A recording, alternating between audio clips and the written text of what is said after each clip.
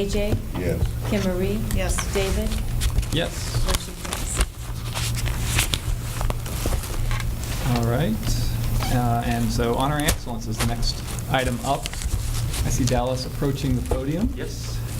Good evening, everyone. Hope everyone's doing good. Now that the school year is underway, we are actually going to be kicking off our SOAR Award presentations, which I was looking through the last few years. It's hard to believe this begins our 4th year of this program, and we've just had a blast with it. An opportunity to go out into our schools each month, recognize our staff for just all the great things that they do each and every day. And SOAR stands for Service Over and Above the Rest, and we thought we'd mix it up a little bit this year before we really jump into the meat of the school year. We thought we would kick the program off and present a recipient tonight, and then later this week we'll be out in buildings with 4 more presentations. So this evening I would like to introduce to the podium Mr. Chad Freegon from Liberty High School. Thanks for being here tonight. Coach Freegon, longtime LPS employee, head coach of the Liberty Blue Jay football team, and he received a pretty awesome nomination, and I thought I would just read this here this evening. Chad Freegon is not only a model coach and individual for our students, but also for other teachers and parents. It says a lot about a person of authority when authority is always displayed with the utmost respect and honor for any person he encounters. I have 4 sons which are extremely competitive in sports. They have played for many coaches with much success. However, this particular coach makes his practices, games, competitions seem as if everyone involved is a part of the family. Since my sons love football, it has been a sport they have played for years and with many injuries, so I, as their mother, am not the biggest fan. When I asked my sons why he likes football so much, he said just that we are a family.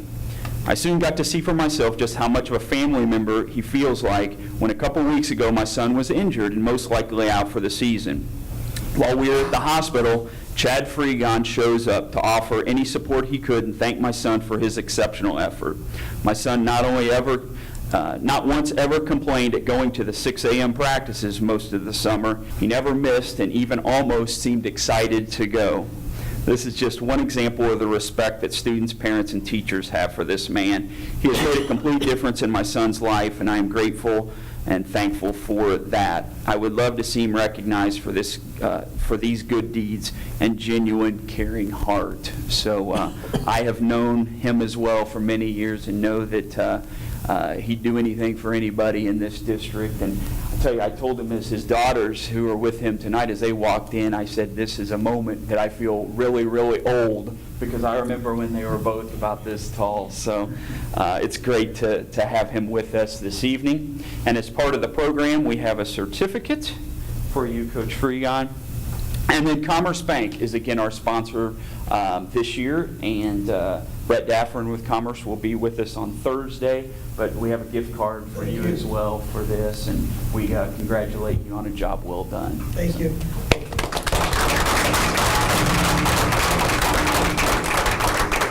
So yes, we will be out to recognize a couple of teachers, some support staff, and paraprofessionals coming up later this week and then throughout this school year. So with that, for everyone in TV land, be sure to visit our district website, nominate a staff member that's made a difference for not only your child, but the community, and we would again encourage you to take part in this program. The SOAR Awards officially kicked off in Liberty Public Schools. How'd you like that, Coach? Officially kicked off.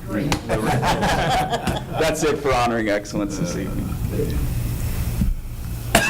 All right, and we are going to take a break in a minute, but before we do, if anyone wants to make public comment, there's a blue card outside the door. If you'll fill it out and get it to me when we get back, we'll give you a chance to step to the podium and share some comments. But in the meantime, let's take about 5 minutes to thank Coach Freegon personally for his contributions to the community.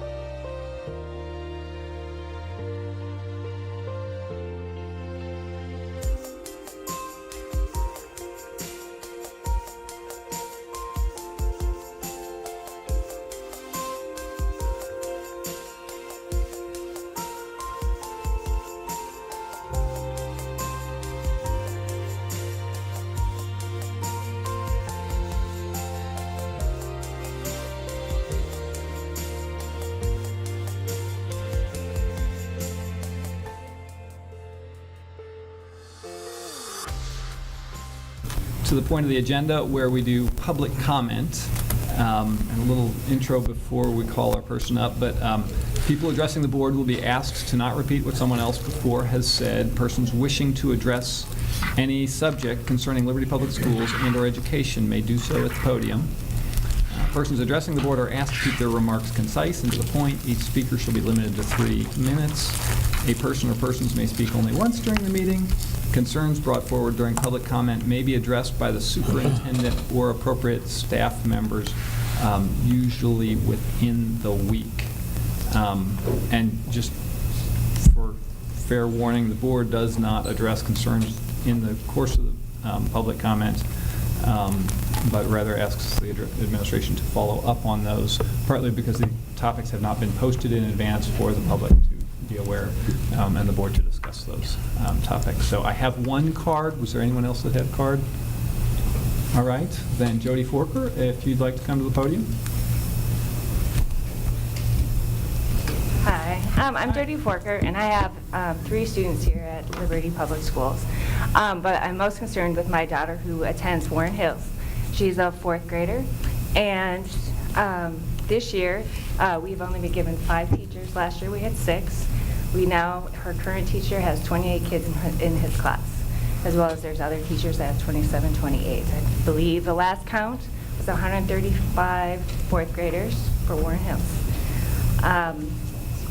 This is a problem going on with elementary schools, especially at Warren Hills. Every year we have an increase in students, and we just keep seeing our numbers rise in the classroom. I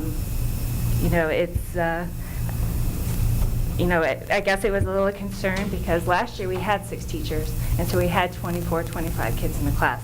This year, they're maxing out at 28. I know the state recommends 22 kids, but you can max out at 27. I have talked to the superintendent, I've talked to the director of elementary education, and I've also written Dr. Tucker, because I do feel that 28 in the class is way too much. I'd rather see something similar to EPIC where they max out at 25. I believe their education is important. I believe that that they get a connection with their teachers, and with 28 kids, they can have a connection. And also, if they need assistance or if they just need to be challenged, the teachers do not have time to do that with that many kids in the classroom. So I'm hoping that the school district will come up with a solution instead of putting more kids in the class, that they add more teachers. And at Warren Hills, it was not an issue with the number of classes, because we had, like I said, 6 teachers last year. It's just that they chose not to continue when Ms. Phillips left, and she went to Kelly Park. So that's pretty much it. Just the concern, because I know this is a growing problem at Shoal Creek, as well as Warren Hills and Lewis and Clark, that we just keep getting a large number of kids in a small building and not enough teachers. So, thank you. All right, thank you for your comments. Send this your way. All right, we are at the consent agenda portion of our evening. Our adopted rules of parliamentary procedure, Robert's rules, provide for a consent agenda listing several items for approval of the board by a single motion. Most of the items listed under the consent agenda have gone through board subcommittee review and recommendation. Documentation concerning these items has been provided to all board members and the public in advance to assure an extensive and thorough review. Items may be removed from the consent agenda at the request of any board member. So is there a motion this I evening? move the board approve consent agenda items 3.01 through 6.03. Second. Thank you. Sandra? Scott? Yes. Kent? Yes. Andy? Yes. Angie? Yes. AJ? Yes. Kim Marie? Yes. David? Yes. Motion carries. All right, that brings us to school board policy updates and some revisions. Yes, under 7.01, we have a couple of items to make note of, the first of which are a couple of policies to be adopted.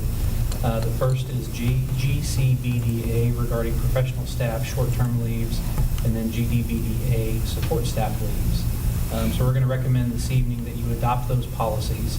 In addition to that, we have a policy to be rescinded, which is, you'll tell by the title, is a little antiquated, and that is Board Policy GCLB, going back to the days when the Career Ladder program was still in place. So we're asking that you rescind GCLB Professional Staff Career Ladder program. And then that would be our recommendation for you this evening under the policy revisions.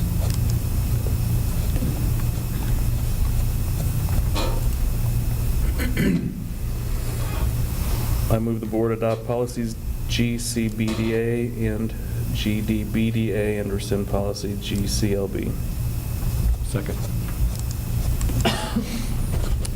Any questions or clarifications we want before? All right. Sandra, will you call? Scott? Yes. Kent? Yes. Andy? Yes. Angie? Yes. AJ? Yes. Kim Marie? Yes. David? Yes. Motion carries. So that brings us to the new business part of the meeting this evening with the legal service agreements up first. Under 8.01, we have a couple of legal service agreements, 3 in total. And as you'll recall, back in July of 2016, we went through the process as a Board of Education and Administration of letting out a legal services RFP. And so each year we bring these contracts to you. They are for 1-year terms. I'll go over the 3 contracts, the first of which is with Gwen Mundorf. That deals primarily with operations from that standpoint as it relates to special education services, student matters that might occur at a building level. The term is for a single year. The fiscal note is an approximate $39,000 annually. The next is with Tuath, Keeney, Cooper, Mohan, and Jackstaff, which helps us in respect to human resource needs and some legal support there. This again is a single year term. Approximate fiscal note is at an $80,000 mark annually. And then last is our general legal counsel for the district, and that is with local firm Withers, Brandt, Igo, and Mullinex, again for a term of 1 year, an approximate fiscal note of $50,000 annually. So we'll continue to bring these forward to you on an annual basis, and then certainly look to let out another additional RFP once those years expire. So we'll present those to you for your approval this evening.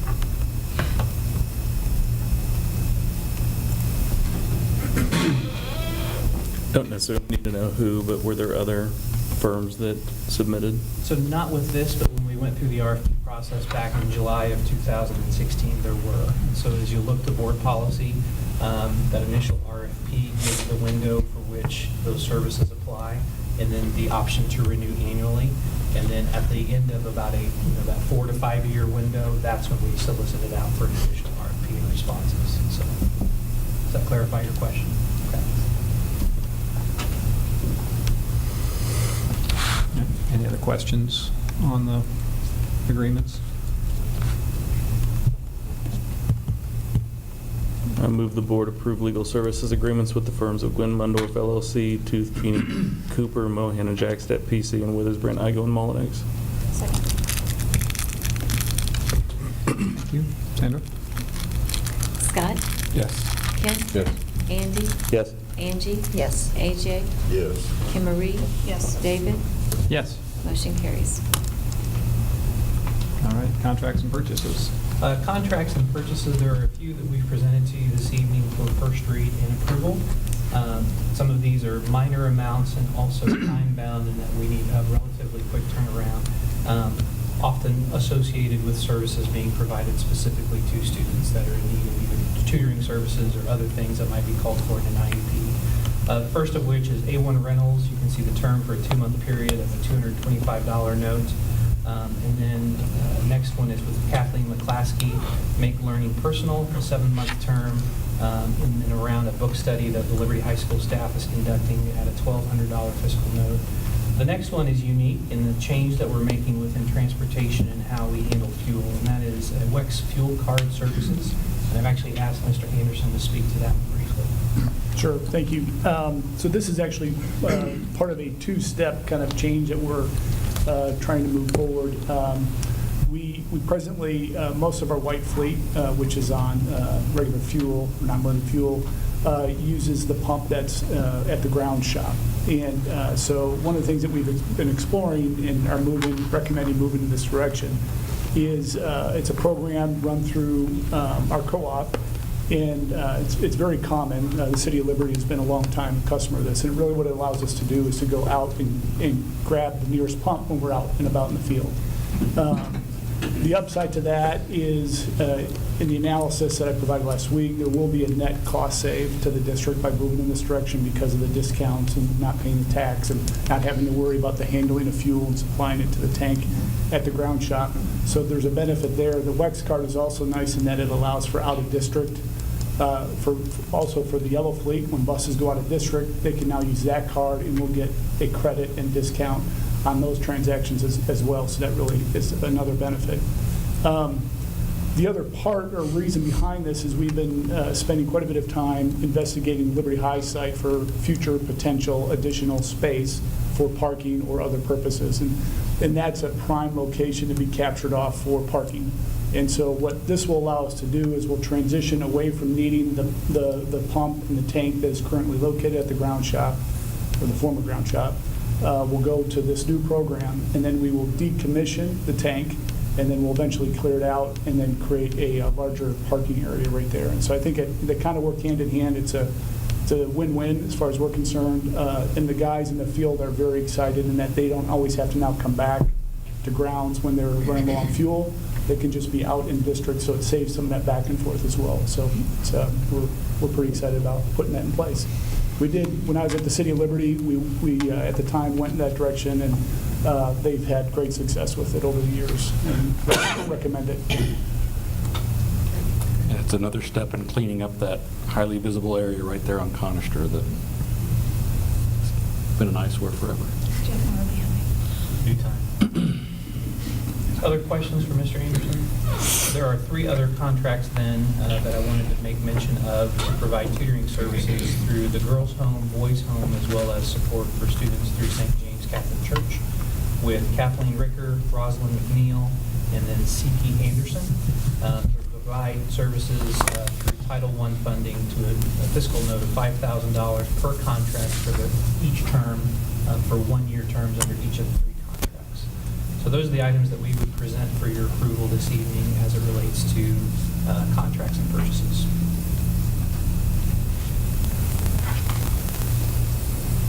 You tired of reading? You want me to read them? Go for it. Okay. I move the board approve agreements with A1 Rentals, Kathleen McClaskey, DBA Make Learning Personal, WEX Fuel Card Services, Kathleen Ricker, Rosalind McNeil, and Seki Anderson. Second. Any other questions or clarifications? Sandra? Scott? Yes. Kent? Yes. Andy? Yes. Angie? Yes. AJ? Yes. Kim Marie? Yes. David? Yes. Motion carries.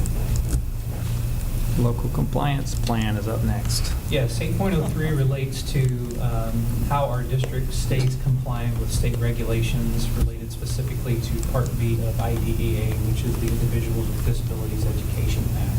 So this is something that we bring to you annually, and in your packet you have kind of the guidebook that provides kind of clarification as to what we do as a district in support of these state regulations and IDEA. Anything to add to that, Ms. Gossett, as it relates to the It's plan? basically the state plan. They give us a few options in a few areas to put a check mark in front of a few options. But other than that, it's basically the state plan. So we would present that to you this evening for your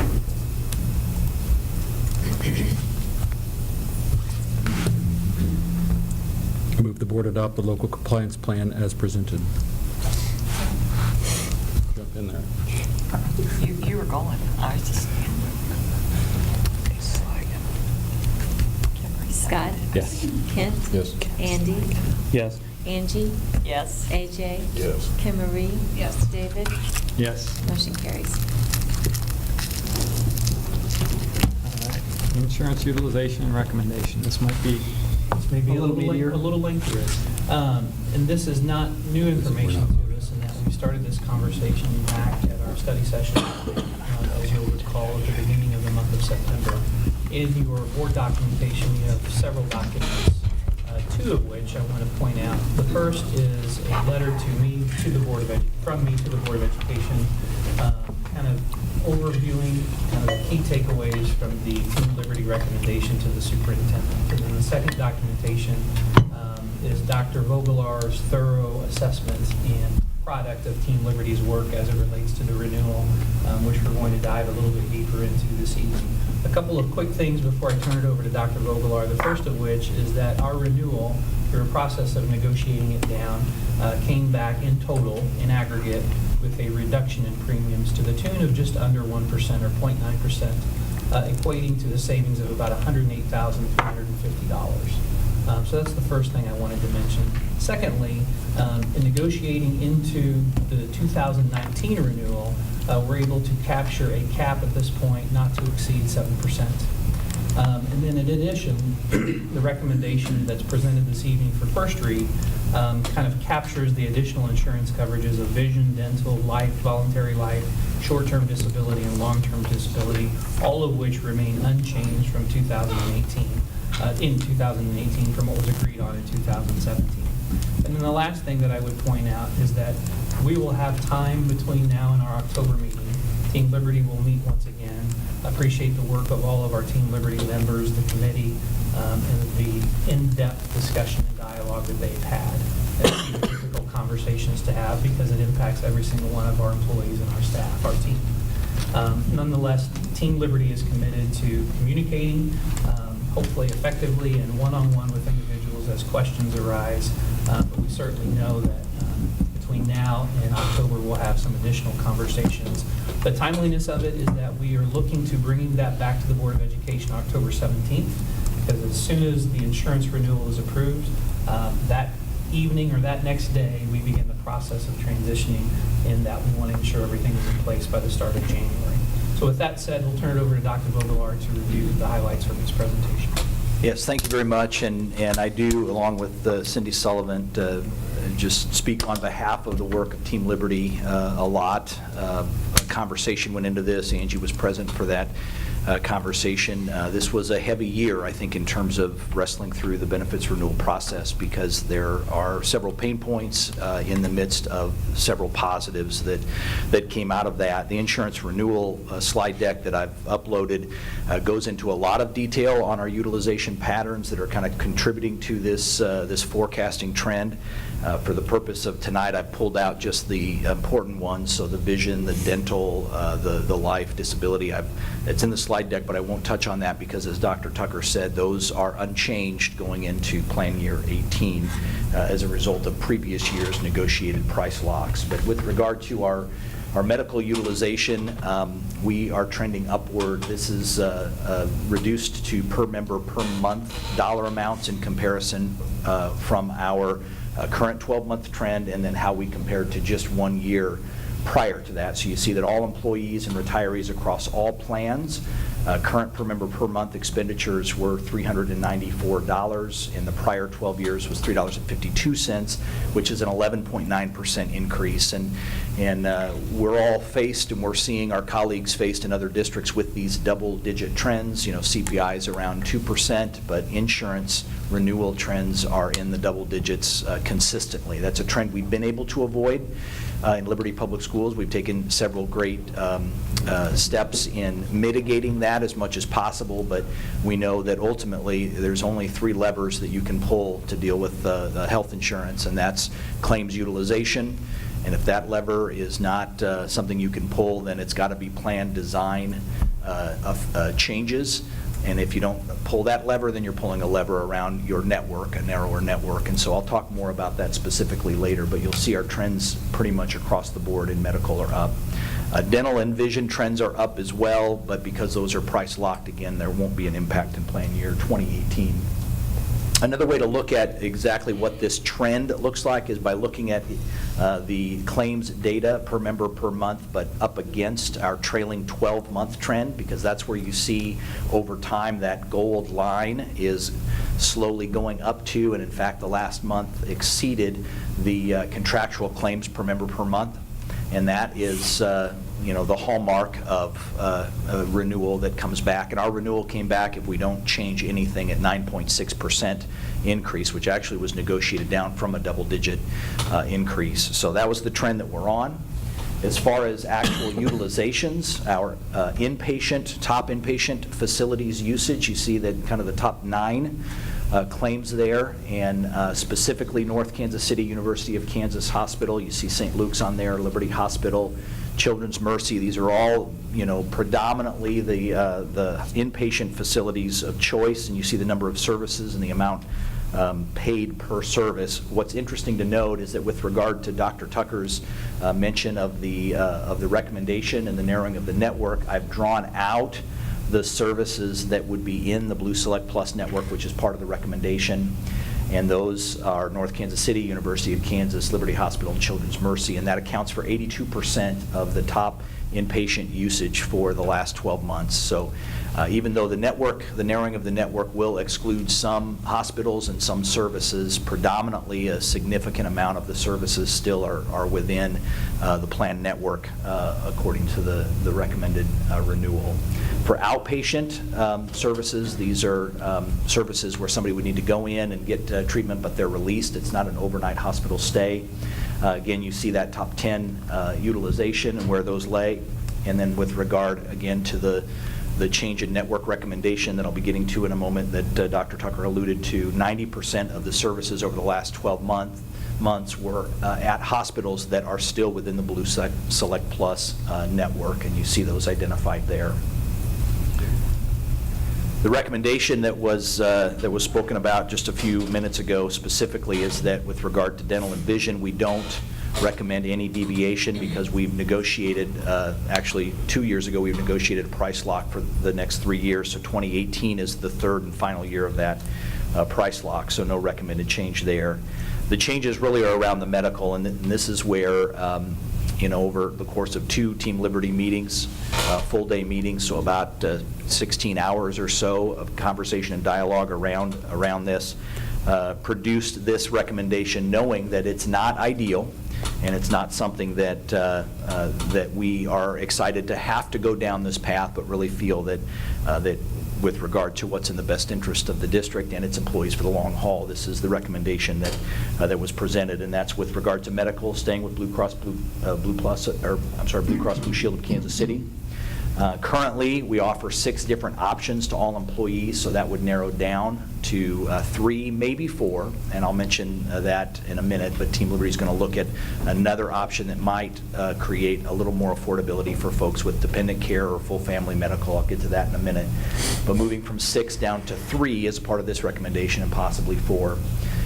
We're also proposing to maintain all 3 current in-network plan designs offered, but with one network option. So in other words, folks who are currently on the HMO or the PPO, we have those exact same design, HMO and PPO design. It would just be with the Blue Select Plus network instead of the Preferred Care network. So exact same price points, office visits, co-pays, all of that. The deductible amounts are the same for those choices, just with a narrower network. Additionally, we're proposing the network option for all 3 plans to be Blue Select Plus. And what this means is Blue Select Plus right now is already on our current network for 2 of the existing 6 options. So it would become the only network of choice. This recommendation includes a rate cap, as Dr. Tucker mentioned, of 7% for plan year 2019, and it was mainly the ability to control our destiny this year and for next year that was a significant contributing factor to this recommendation. In these proposed options, of course, the HMO that exists is a zero deductible HMO. That design plan stays identical. It's just within the Blue Select Plus network. And the $500 deductible PPO plan, which exists currently in the Preferred Care and Preferred Care Blue PPO options, would still carry over. So from a design standpoint, those are identical. Just again, from a network standpoint, it's a narrower network with the Blue Select Plus. There is a high deductible health plan option, just like there is currently. That would also be provided through the Blue Select Plus network. And then Team Liberty may be adding a second PPO type option. They're going to be discussing that at their October 4th meeting. But that $1,500 deductible option we don't offer currently under our either network or plan design choices in Plan Year 17. So that would be a new offering, but it would be, we're considering it anyway, because it would provide a smaller price point, again, for folks adding a spouse or children or full family. Does that one pull in other networks that are being excluded by the ones that are? Unfortunately, no. It all stays within that same Blue Select Okay. Plus network. It would just be a higher deductible without being a high deductible health plan option. Okay. Yeah.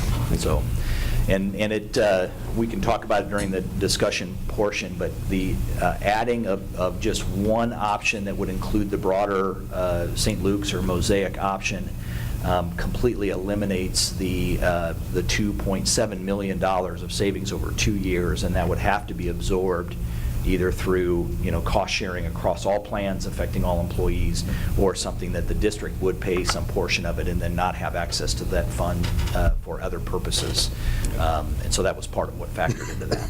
And that was part of the discussion that Team Liberty has already had. Yes, that was, over 2 days. That was and that was probably the biggest pain point, because even though, you saw the data of 90% are in the Blue Select Plus network, that 10% that aren't still account for individuals that we all care about and services that we value and we want for those employees to have, and the patient-doctor relationships that exist that all of us know, regardless of what network you're in, for those individuals would result in a significant change. They've got to find a new relationship. So those are the pain points, and we recognize, and Team Liberty over 2 days painstakingly recognize. Some of the Team Liberty members actually are affected by that loss of the St. Luke's option in the Blue Select Plus network. And so we had obviously a very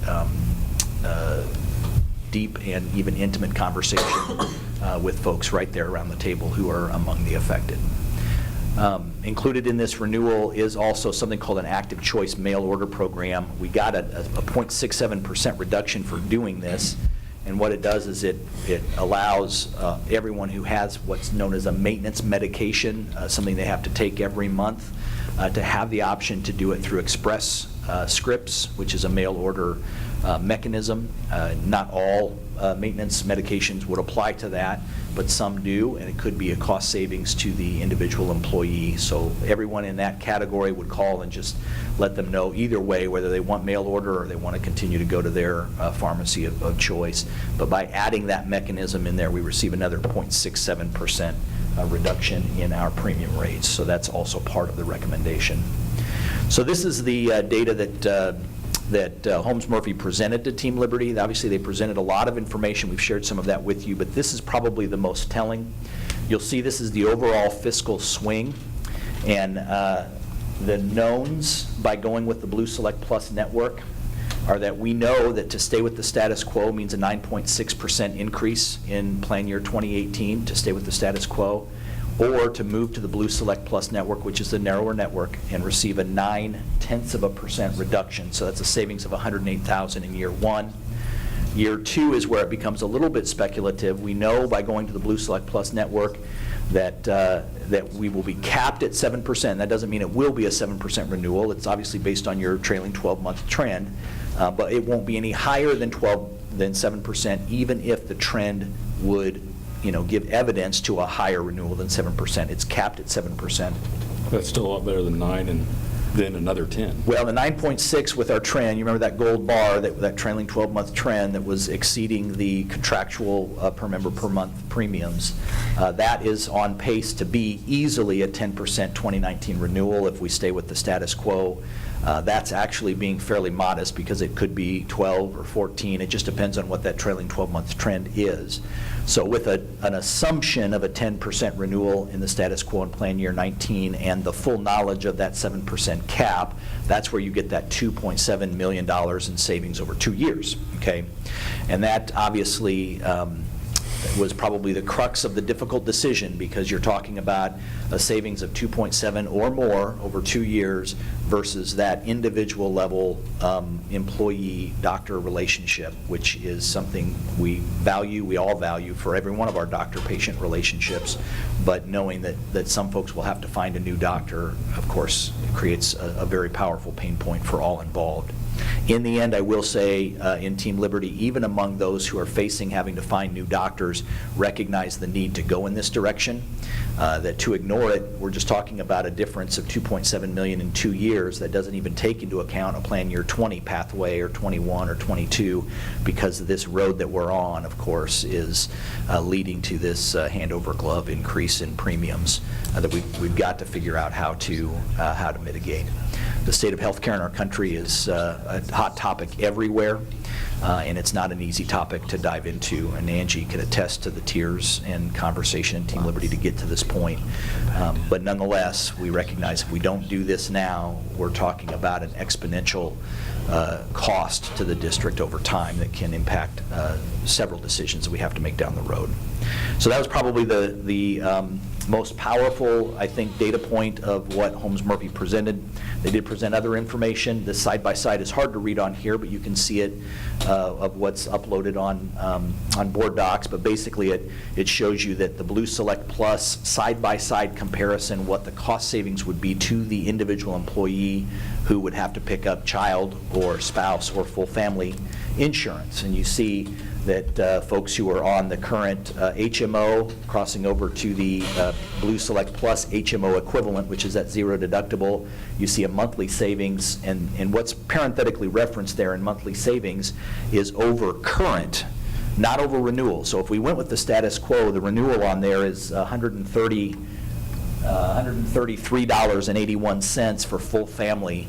That's the increase per month over the cost. So currently it's $1,300-ish, it jumps to $1,500-ish, $133 per month more for that HMO full family. So that $9.76 reduction is really about $142 per month savings over the status quo for folks who are in the HMO plan but needing to pay full family medical, dental, and vision.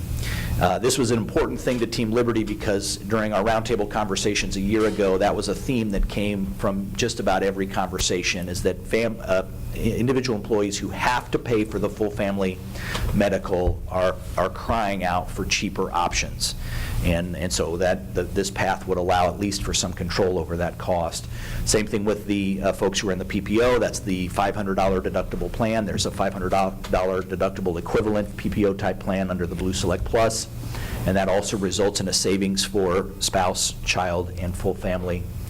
If Team Liberty decides to add the $1,500 deductible, that adds an even cheaper option. Obviously, there's no comparison there because it would be the first time we've added a $1,500 non-high deductible health plan option. So that's the comparison side by side if we were to stay the course, what we would be facing in terms of a renewal, and if we go to the Blue Select Plus, which is exactly the same design, just with a narrower network, the side-by-side comparison. As far as the providers, Blue Select Plus providers, looks like I lost my screen there. We'll let the tech folks get on that, but there's a slide with regard to the hospitals that are in the network. And those hospitals really are the predominant hospitals according to our utilization footprint. And that, Liberty Hospital, North Kansas City Hospital, there should be a code pop up. Liberty Hospital, North Kansas City, KU Med, Children's Mercy, all still a part of that same footprint. The difference, of course, is the loss of St. Luke's Hospital and the Mosaic facilities in moving to that Blue Select Plus. I do know that Blue Cross Blue Shield and St. Luke's are attempting to negotiate price points that would get St. Luke's into the network, but at this point we don't know if that would happen. That happened a few years back when we added the Preferred Care Blue plan, and Liberty Hospital was not in that plan. Before the plan year started, they were able to negotiate entry, and Liberty Hospital was in in Preferred Care Blue, and there was no break in service. So we were hopeful that that might happen, but we don't know for sure if that could happen in time for plan year 18 with regard to St. Luke's. So Bob? Yeah. Of these plans on the previous slide, which ones allow for out-of-network coverage? I'm assuming that the HMO does not, but the PPO does? Yes. And now there would be the higher price point. The full burden of that out-of-network cost would fall on the employee or on the member. But yeah, they could go out of network if they wanted to. But the $1,500 deductible option is not going to have an out-of-network if it's offered? My understanding is it will have, but it'll have at those higher price. Basically, you're paying full price for anything out of network. So there's not an out-of-network option On any of them? that really exists, right? There's a penalty for going out of network on all of them. Well, I understand penalty, Yeah. but oftentimes an out-of-network option is available with some level of coverage at some point. Yeah. And Cindy, you can tell me if you recall, my recollection of the conversation in Team Liberty is they could go to those services, but they would be paying that. 100% Yeah. of those services. Yeah. I can get that answer for you. I can do that research and find out for sure, but it's a hefty penalty for going out of network. Okay. Earlier, you showed kind of the footprint of our coverages, for how much we spend at each facility, and then you drew in a red box which ones would actually be covered, and it's 82%. Is that 82% of the dollars or 82% of the? It's 82% of the services. Okay. So, because you'll see 7 services at St. Luke's actually came in 3rd place in terms of cost. Right, and the next one was 90%, if I remember right, the next slide. Yeah, and that's for outpatient. So the first one was inpatient, and that's overnight stay, versus outpatient, day treatment, and then release. So do you have the percentage of people? I don't. I can get that. I'm just curious. Yeah, what I have It's are something just we were the talking number of about, and I wasn't services. sure what this represented. So. Yeah, this could be multiple, same individual, multiple trips, right? So you Right. know, if you've got 140 services, that could be 140 individual people, but it could also be 70 people with 140 services. But to your point, St. Luke's could go to Blue Cross, negotiate to get into their plan, and then Yes. these boxes get bigger and the numbers go up. And we're advocating for that. One of our neighboring school districts also went to the Blue Select Plus previous to us, and so St. Luke's is now aware that 2 major employers in the Northland are moving to a network that doesn't include them. And so we're hoping that will, I guess, function as a catalyst for the dialogue between St. Luke's and Blue Cross Blue Shield to agree to those price points and get entry into the Blue Select Plus plan. We're just taking action, not knowing whether that would happen or not. Right. Or at least recommend. We have to assume that it won't. Yes, yeah. To make the decision. Yeah, I think in terms of making the decision, you have to do based on what we know today, which is that St. Luke's is not in there, Mosaic is not in there. Okay. And the dynamics are different than they were with Liberty Hospital getting PCB. Yeah. Yeah.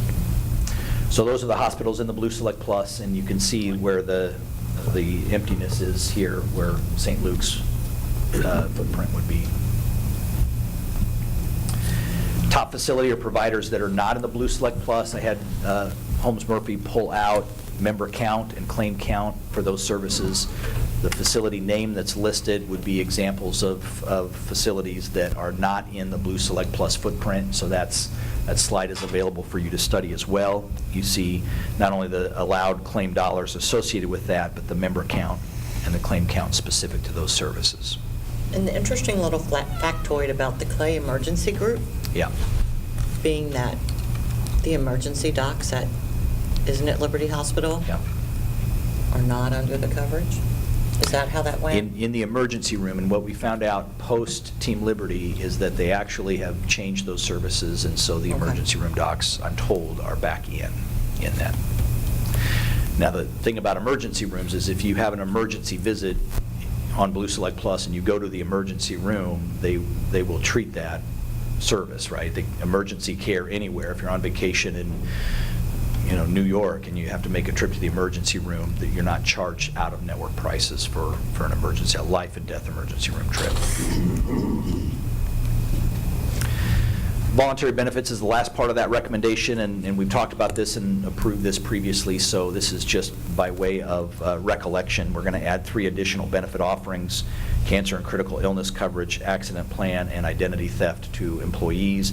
This does also allow us to open the door to one-on-one concierge service, where every one of our employees will get the chance to connect with a skilled counselor with regard to their renewal, providing information, answering questions specific to their health needs in a confidential and private setting. These are non-commissioned counselors, so they're really able to provide information, and their purpose is to equip our employees to make the best decision. One of the reasons that Team Liberty felt that this might be the time to turn this corner is that there will literally be this one-on-one touch point with high information around every one of these decisions, including making sure that people know how to search their doctor to see if their doctor's in network or out of network, and identify specifically a pathway for employees on the choice of their health care. Next steps, as Dr. Tucker explained, this is just a first read, first consideration window. You're not taking any action tonight. You'll have a study session in there also where we can take up the conversation and further the dialogue. October 17th is really when we ask for a vote. This allows my Human Resources Department on the 18th of October to work with payroll and Bob Citro to kind of get the ball rolling for our open enrollment window. Open enrollment begins on October 23rd and closes on November 10th. Then that gives basically the time after Thanksgiving to ready for the start of the plan year on January 1st, 2018. That's our utilization and recommendation from Team Liberty, and I appreciate Dr. Tucker considering that recommendation and choosing to present it without modification or alteration as Team Liberty presented it to him. If you have any questions, I'll be glad to answer them. Additional questions for Dr. Vogelaar? Thank you. Challenging trade-offs. Yeah. Appreciate the involvement of Team Liberty wrestling through it. Thank you to Dr. Vogelaar and Cindy for staying close to that group, and all of our committee members that represent both the academic and support side. As Bob mentioned, we'll have opportunity to follow up, answer any additional questions that you may have between now and October. And I know you all have your next Team Liberty meeting on October 4th. 4th. So coming up just around the corner. All right.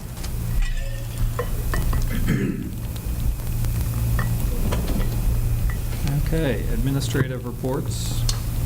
First up is academic services, Ms. Gossett. Good evening.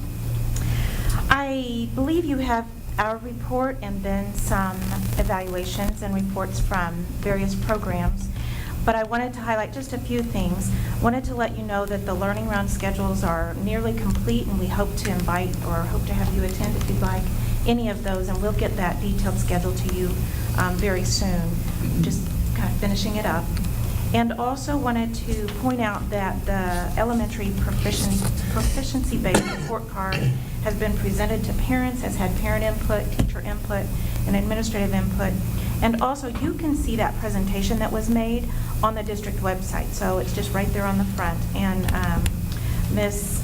Dixon Seahorn did a nice job putting that together so that I think there's a lot of clarity around it. The only other things from that, let's see. Wanted to point out in the program reports, the A+ report Dr. Julie Moore has compiled with information that I think is interesting regarding our timeline over the years and how things have changed a bit. Colleen Jones has completed the college and career readiness evaluation. A few things that I don't think made it in. Well, one thing is that there is a link to the newsletter in that evaluation if you'd like to see that. And also, I personally have some applications for youth mentors, and if you would like one, I can run and make a copy of it real quick before the end of the evening, so just let us know.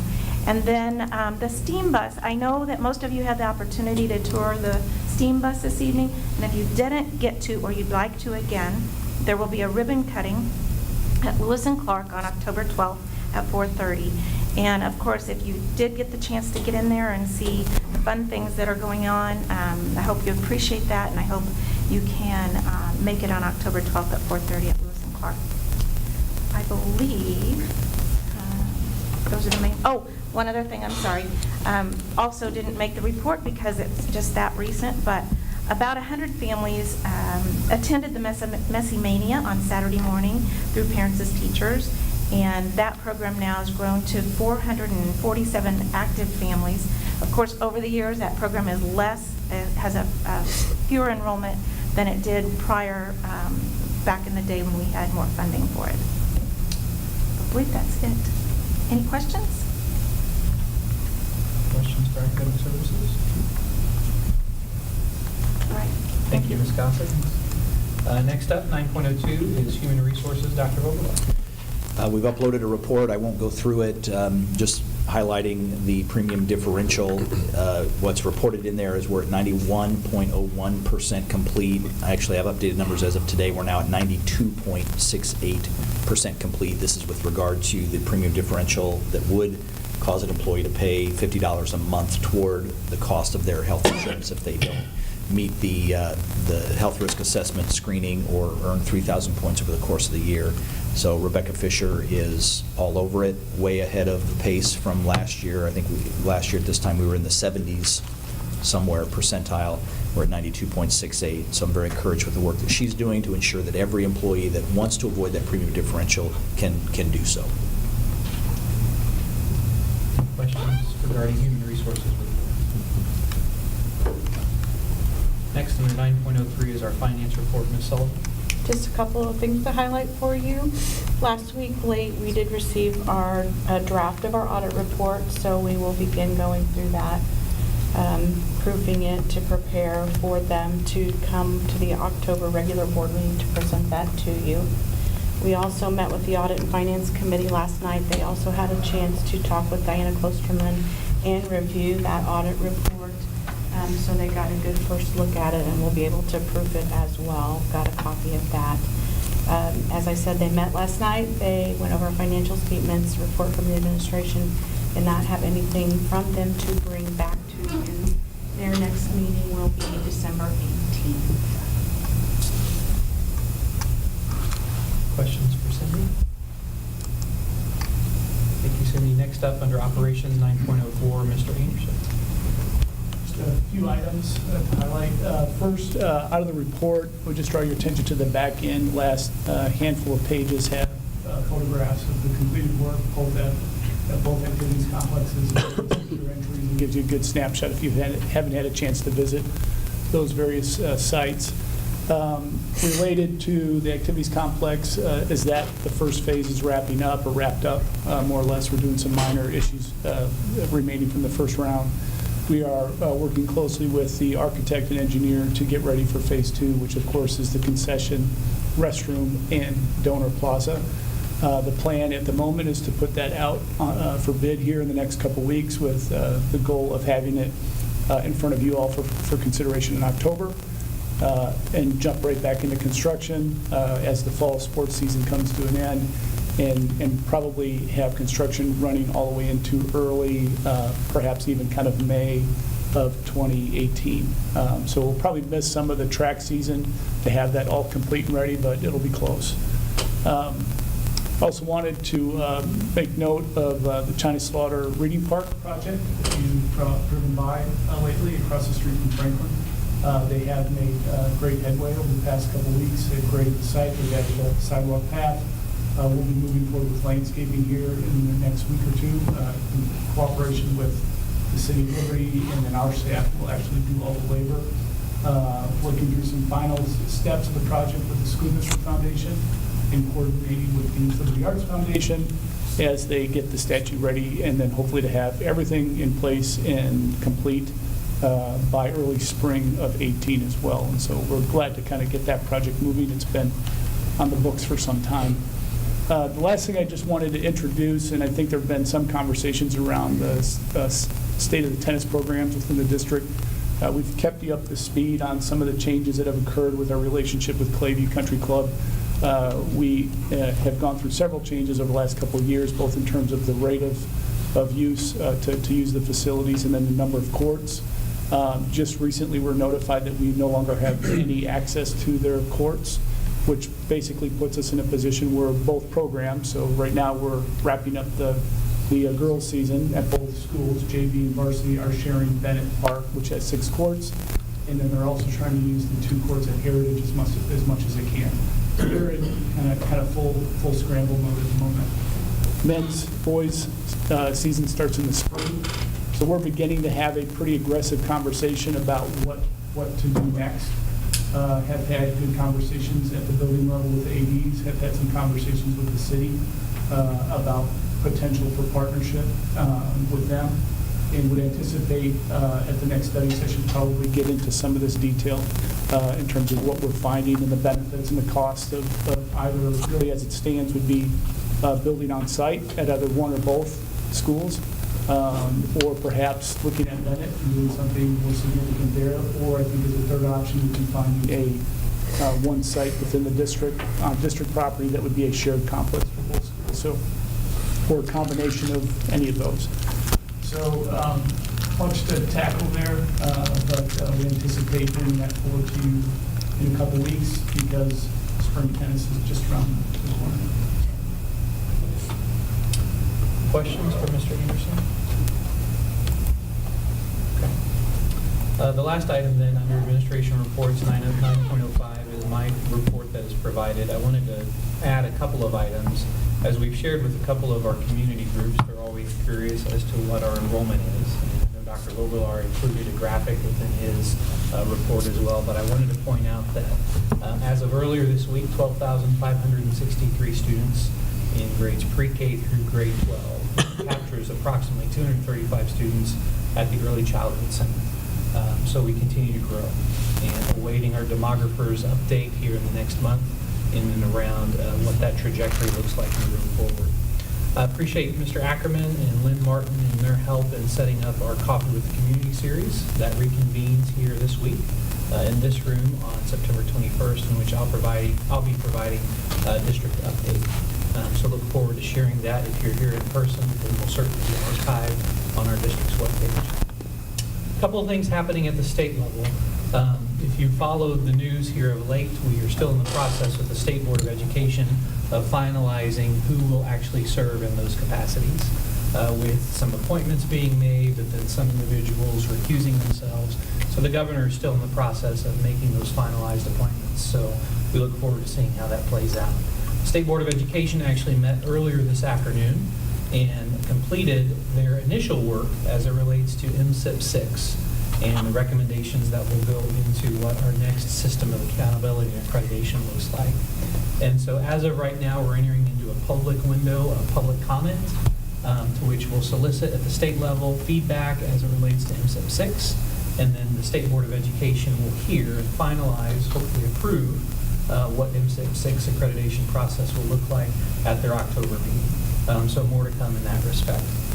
As it relates to this time of year and our district's accountability, we typically start seeing here in October our annual performance report.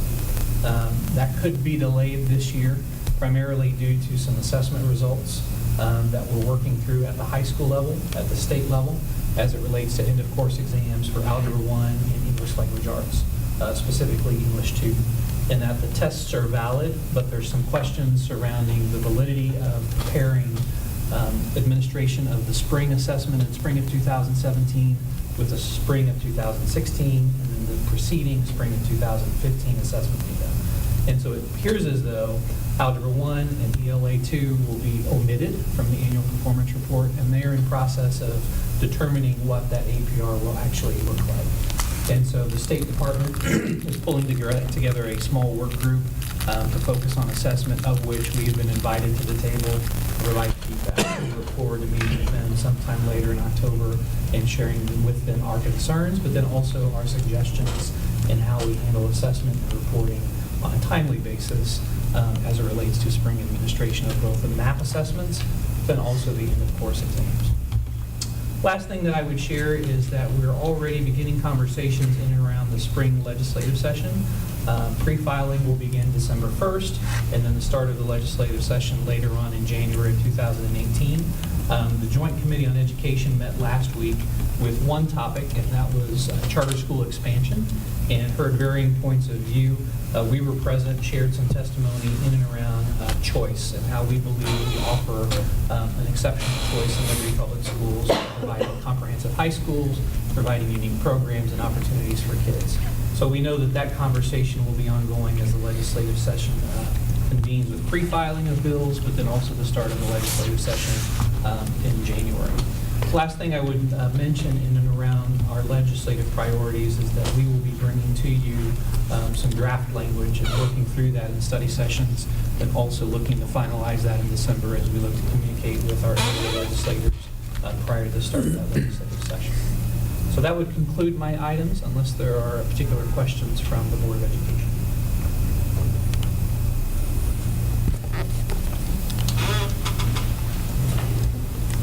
Any questions? All right, thank you, Dr. Tucker. Upcoming meetings, there is a study session on October 3rd in the morning, and then for those who are attending the Missouri School Board Association Conference, that's the 5th through the 8th. So make sure you've got your calendars blocked accordingly. Travel figured out. Any other board remarks that anyone would like to share? I went to the School District Foundation Board meeting last week. A couple items to mention. One is the Education Uncorked event is still coming up Saturday, October 28th. And if you go to lsdf.org, there's a link if you want to buy tickets to go to that event. And the School District Foundation is also in search of a new executive director, and that position has been posted online now for anyone who's interested in throwing their name in the ring for that. All right. So, Anything else that we need to cover before we adjourn? Not? I move the board adjourned. Second. Sandra? Scott? Yes. Kent? Yes. Andy? yes. Angie? Yes. AJ? Yes. Kimmery? Yes. David? Yes. Motion carries. Thank you all.